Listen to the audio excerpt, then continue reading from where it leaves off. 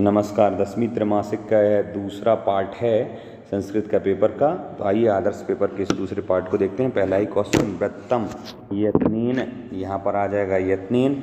यहाँ पर पूछा है दुर्दांत दसने इत्यादि विशेष्य पद। विशेष पद वो होता है जिसकी बात हो रही होती है और जो विशेषता बताता है वो होता है विशेषण। जैसे मैंने बोला सुंदर सीता, तो सीता हो गया विशेष पद और सुंदर हो गया उसका विशेषण। दुर्दांत दसन, दसन यानी दांत, दांतों की बात हो रही है और दुर्दांत यानी भयंकर है, तो यहाँ पर विशेष पद हो जाएगा दसन। फिर से अब विशेषण पूछा, उल्टा पूछा, तो गुंजित वनदेश, यहाँ पर गुंजित इसकी विशेषता है और वनदेश की बात हो रही है तो विशेषण हो जाएगा गुंजित। फिर से विशेषण पूछा है यहाँ पर अगले क्वेश्चन में, शुचि वातावरण ये शब्द है, शुचि वातावरण में विशेषण है शुचि, क्योंकि वातावरण की बात हो रही है और उसकी विशेषता है शुचि, तो शुचि विशेषण हो गया। मधुरम शब्द का विलोम पद पूछा है तो मधुरम का विलोम हो जाएगा कटु। सलिलम शब्द का पर्याय शब्द हो जाएगा जलम। अगला एक वाक्य में उत्तर देना है आपके लिए। कुत्सित वस्तु मिश्रितम किम अस्ति, तो कुत्सित वस्तु मिश्रितम अस्ति भक्ष्यम यानी भोजनम। ठीक है। कुछ लवः कम उपसृत्य, उपसृत्य उपसृत्य यहाँ पर, तो कम उपसृत्य यहाँ पर रामम उपसृत्य। अगला प्रश्न, सर्वदा सर्वकार्येषु का बलवती, सर्वदा सर्वकार्येषु बुद्धि, बुद्धि का की जगह बुद्धि शब्द आ जाएगा। अगला प्रश्न, वृषभः दीन इति जानन्नपि कः तम नुदन आसीत्। वृषभः दीना यानी कमज़ोर है, इसमें कहा कौन उसको परेशान कर रहा था, तो उसका आंसर आ जाएगा कृषकः, कृष का आंसर हो जाएगा। अगला प्रश्न, दुर्बले श्रुते कस्य अधिका कृपा भवति। दुर्बले श्रुते मातुः, मातुः ऐसा लिखा जाएगा, विसर्ग रहेगा, मातुः अधिका कृपा भवति। मनुष्याणाम महान रिपु का अस्ति, क्रोधो ही शत्रु प्रथमो नराणाम, तो क्रोध तो प्रथमा शत्रु है पर महान रिपु कौन है, आलस्यम ही मनुष्याणाम, तो यहाँ आ जाएगा आलस्यम। आलस्यम गुणी किम वेत्ति, यहाँ पर मिसप्रिंट है क्वेश्चन, वेत्ति होना चाहिए, तो गुणी गुणम वेत्ति ऐसा बीच में लिखिए, आंसर हो जाएगा। कभी काम संबोधयति, कभी वाणीम संबोधयति, वाणीम या सरस्वतीम दोनों में से कोई भी एक लिख सकते हैं। अगला प्रश्न, स्थूल एवं आधारित प्रश्न निर्माण करना है। इनको आधार बना के जो अंडरलाइन का प्रश्न बनाना है। जैसे प्रश्न लिखा है सकृच्छिण भारम ओवति, तो कृच्छिण अंडरलाइन है, ऐसा प्रश्न बनाओ जिसका आंसर हो कृच्छिण। तो कृच्छिण में तृतीय विभक्ति, तृतीय विभक्ति से प्रश्न बनाओ। सह केन भारम उद्वहति में से केन न बनती, यहाँ पर अलग तरीका, किस तरीके से, तो कथम बनेगा। अगला प्रश्न देखिए, सुराधिपा ताम अपृच्छत। सुराधिपा एक संज्ञा है, प्रथमा विभक्ति है, तो सुराधिपा की जगह हो जाएगा कहा। अगला प्रश्न देखते हैं, व्याघ्रम, व्याघ्रम में द्वितीय विभक्ति है, इसका द्वितीय विभक्ति का बनता पुल्लिंग में कम, तो कम, कम दृष्टवा। ठीक है। और पूरा प्रश्न उतारने के बाद ऐसा क्वेश्चन मार्क जरूर लगाएं।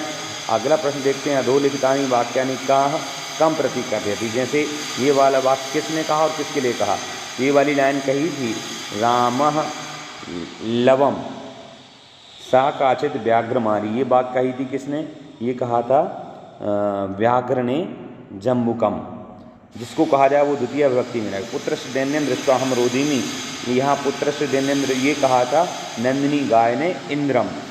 अगला वाक्य परिवर्तन करना है, रमा विद्यालयम गच्छति, तो रमया विद्यालयम गम्यते। तो कर्ता में तृतीय विभक्ति आ जाती, तो रमा की जगह रमया विद्यालयम की जगह विद्यालयः, कर्म में प्रथमा हो जाती है, तो विद्यालय की जगह विद्यालयम की जगह विद्यालय, तो रमया विद्यालयः गम्यते। सीता पत्रम लिखा थी, जो सीतया पत्रम लिख्यते, पत्रम में प्रथमा विभक्ति में भी पत्रम ही रहता है, महालंत हो जाता है बस, यहाँ पर बिंदी बंद, सीता पत्रम लिख्यते। बालकेन पाठा पठ्यते, ये है जो ऐसा हो गया है, जैसे इसका अपन अब कर्तृवाच्य बनाएंगे तो बालका पाठम पठति ऐसा बनेगा, और इसका बालका पाठम पठति, जैसे इसको हमने बनाया सीतिया पत्रम लिखा थी, तो बालकेन पाठा पठ्यते, ये उल्टे करना है बस, यूँ समझ लीजिए। अगला प्रश्न देखते हैं, पाठ्य पुस्तक 2 श्लोक लिखना, लिख लेंगे, अशुद्धि संशोधन करना है। लव रामाय पुत्रम अस्ति, रामाय नहीं, इनका संबंध बताना है तो रामस्य बताएंगे, रामाय नमः नहीं, नमः के योग में चतुर्थी व्यक्ति थी, राम की चतुर्थी रामाय होगी। बालका गृहम गच्छति, तो गृहम में माँ हलंत है और गच्छति की ती छोटी हो जाएगी, तो बालका गृहम गच्छति। रिक्त स्थान भरने, इदानीम वायुमंडलम वृषम, यहाँ पर आ जाएगा वृषम, और यहाँ पर आ जाएगा वृषम, और यहाँ पर आ जाएगा असुचित धावने वीरा, तो यहाँ पर आ जाएगा धावने। समय से ही सदा समय सदुपयोग, क्रोधो ही शत्रु प्रथमो नरणम ऐसा हो जाएगा।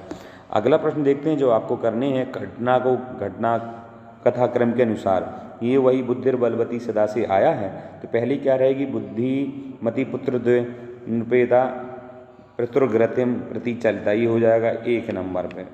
तो रास्ते में उसने ये 2 नंबर पे हो जाएगा, ये व्याघ्र को देखा। 3 नंबर पे क्या आएगा, जब उसने व्याघ्र को देखा तो उसने बोला तो व्याघ्रतम आने तुम, ये हो जाएगा नहीं। फिर उसके बाद पुनः काननम आगच्छत, ये आएगा पहला नंबर पे, ये दूसरे नंबर पे ये, तीसरे पे वो पुनः व्याघ्रमारी कादिति मत्वा पलायतः, तीसरे नंबर पे आएगा ये, चौथे नंबर पे आएगा जम्बुका कृतसाम, ये वाला घा नंबर चौथे पे आएगा, और 5वें पे आएगा ये वाला। इस प्रकार से ये अपने ही नंबर पे लिखा हुआ, कोई दिक्कत नहीं है। ये चौथा नंबर घा पे ही आने वाला है। अगला देखते हैं, गद्यांश पढ़ित तो उत्तरम देता, तो ये आप आज उत्तर दे लेंगे, कोई डाउट है ही नहीं इसमें। ये भी आप उत्तर दे लेंगे, कोई डाउट है ही नहीं, इसको मैं ज़्यादा नहीं बता रहा हूँ। बस ये है कि अपठित गद्यांशम पठित्वा उत्तरम लिखा, तो ये अपठित रहेगा। तो ये जैसे अब मैं सूर्य तपे में संधि है, दीर्घ संधि, ये ध्यान दे लीजिएगा। यहाँ के जो प्रश्न हैं इनमें भी संधि हो जाएगी। ये जो 1-1 नंबर के प्रश्न रहेंगे ये जरूर देख लें। समानशील गोभी इत्यत्र का विभक्ति तृतीय विभक्ति बहुवचन है, ये देख लो। गहन कानन इत्यत्र कहा समासा, तो यहाँ पर कर्मधारय समास है। ये प्रश्न आपसे नहीं बनने वाले थे, बाकी तो आपसे बन जाएंगे। पर्यावरण, छात्र जीवनम, संस्कृत